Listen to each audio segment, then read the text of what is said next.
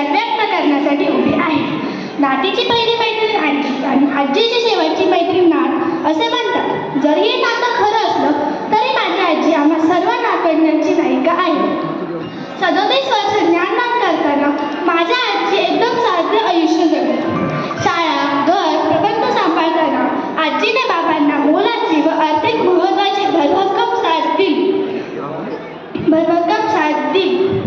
माझी आजी आज अनसेवाडी, नावरे, धनवेवाडी, इनामगाव या शाळेमध्ये मुलांना शिकून ते मुलांना नोकरी करत आहे.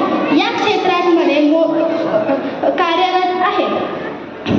माझे अनसेवाडीसारख्या छोट्या शाळेतही शिकून ते मुलं डॉक्टर झाले आहेत. माझी आजी स्वतःसाठी कमी आणि इतरांसाठी जास्त जगली.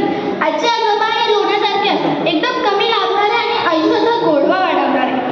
आजीशिवाय संस्कार नाही, आजोबांशिवाय संघर्ष नाही, आजी आजोबांशिवाय 4 भिंतींना घरपण नाही. श्रीराम व श्रीकृष्णांच्या गोष्टी सांगून आमच्यावरती संस्कार केले. आजी बाबा तुमचे आभार. देव करो आणि माझ्या आजी बाबांसारखे आजी बाबा सर्वांना मिळो. माझ्या आजी बाबांसारखे आजी बाबा मला पुढच्या जन्मातही मिळो अशी ईश्वर चरणी प्रार्थना. मला जर शाळेत विचारलं की तुझा आनंदाचा किंवा आवडीचा क्षणचा, तर मी आवर्जून सांगते आजीसोबत झोपत गोष्टी ऐकणे आणि बाबांसोबत हार्मोनियमचा रियाज करणे. मी नेहमी म्हणते आजी म्हणजे